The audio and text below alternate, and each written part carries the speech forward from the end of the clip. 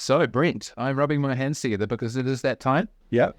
We have had a few challenges in the past for you, and they're usually wrapped around the festivals. And, I think the French, I think you scraped through with a pass mark, didn't you? Yeah, I saw one. You saw one out of, so you got 50% out of 100. But I am going to go see another one. I am.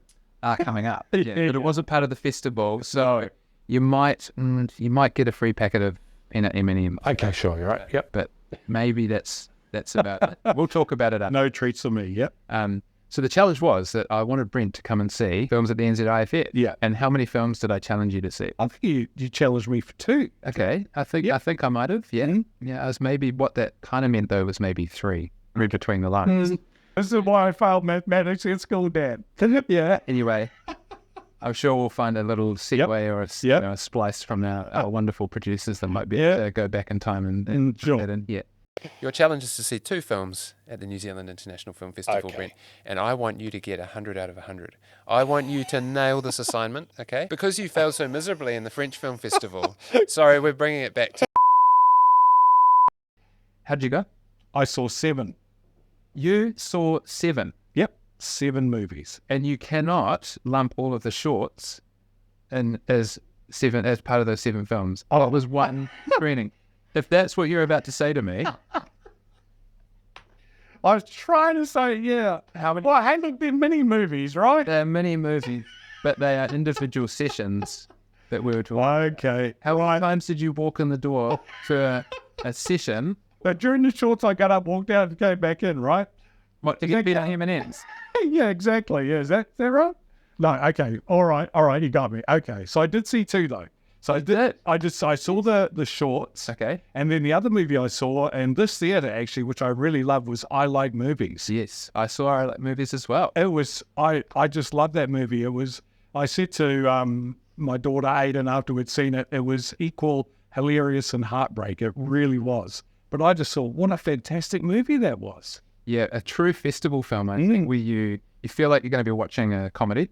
Yeah. Which would play as a wide release outside of the festival. Absolutely. And then it really moved into festival territory, loaded with emotion, and it's a sort of a rocky story at times. You think it's a comedy, but then it kind of flips, and you realize that a lot of the people in the film are actually covering up their personal issues, their mental health issues, with joking and sort of, and I thought it was fascinating, and I loved it because it had a really wonderful resolution. It was great, and I thought that the lead actor, he was so good. So good. That guy that was playing the lead, and it's all about working at a DVD store, like Blockbuster or something still around. Sequel, I think it was called. I just really loved it. With the shorts, there was one in particular which was about the dawn rate and things like that, which I thought was just excellent. Hard hitting. Yeah, and it was just shot beautifully. It was acted wonderfully, and I thought that was a real standout for me in the shorts. I thought that was great. Yeah, fantastic. I have a new challenge for you for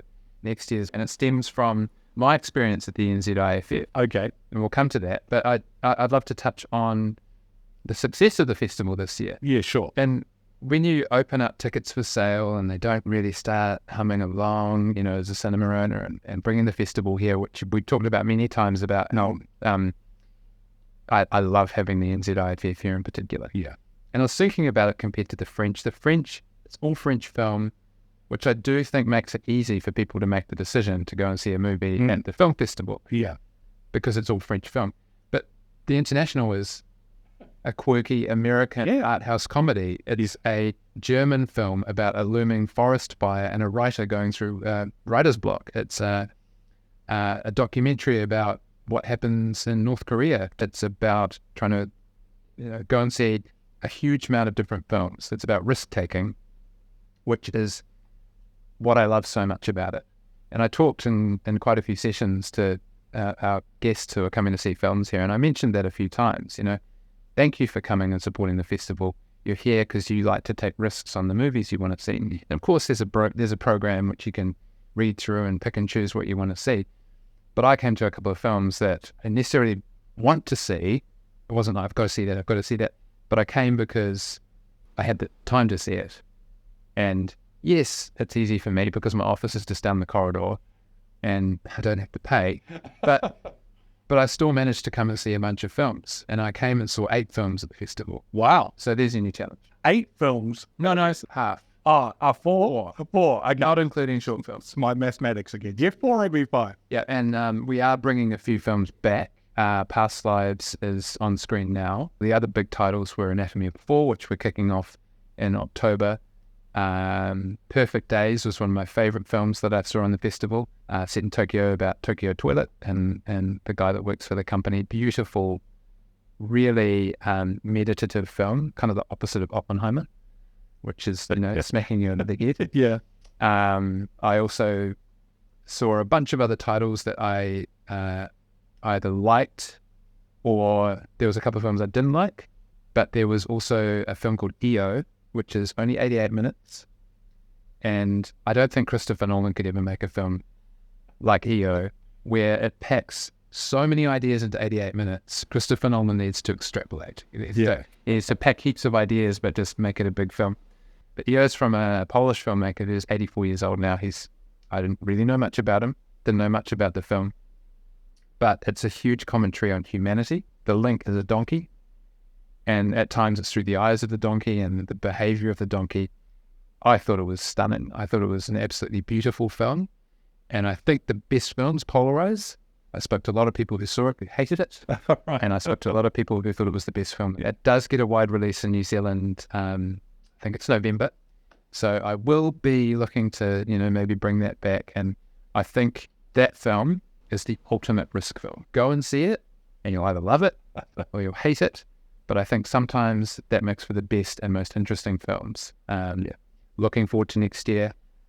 We haven't officially booked the festival in, but I'm sure they'll look after us after the performance, which we hit 1,100 admits, which was 200 more or 100 more than last year. And what we didn't have this year was a big film. We had lots of really good films, but last year we had Hallelujah, the Leonard Cohen documentary. Yes. And both of the sessions for that film actually played in our biggest cinema, the Tivoli, and they both sold out. We didn't have a film like that this year, and yet we still actually eclipsed last year's numbers. So I really do see the NZIFF as a success this year, and I'd love to thank everyone that came along, including you. Thank you. Because without people taking risks and coming to see really interesting film, which is super important, we can't just have blockbusters. We need more mid-range films. There's a lot of art house films out there. With digital filmmaking, there's a lot of stuff that's just frankly not good.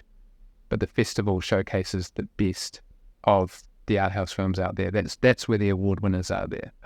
And some of those films we'll see in the mix come Oscar time. Well, I think it's good for someone like me who's a blockbuster guy. Obviously, you're having the festival here and these movies has been great for me to go, you know what, there is stuff outside these things you read about constantly. Yeah. And I Like Movies is a great example of, if you get a chance to see that movie, go and see it because it's really enjoyable. Yeah. And it really makes you think. So, hey, thanks for having the festivals on. I'm really happy you said that, Brent. And I'm genuine when I say this. It's almost like hooking a fish and throwing it back in the water. You're hooking someone into, wow, actually, I really enjoyed that movie. Maybe I should just start thinking about seeing stuff out of my normal wheelhouse more often. And that's just great for the health of cinema. And I don't mean just as part of festivals, but maybe festivals are the hook. Yeah. And then you get thrown back out to sea and you start swimming around looking for Not Finding Nemo. That's not an art house film. But if you start looking for just going to the movies and not just going, I like this, so I'm going to see this. Yeah. And I get that people do that. Yep. Going to the cinema to see their comfort films. Sometimes going to see a film that you might not know much about or you might be unsure about can actually be the most rewarding cinema going experience.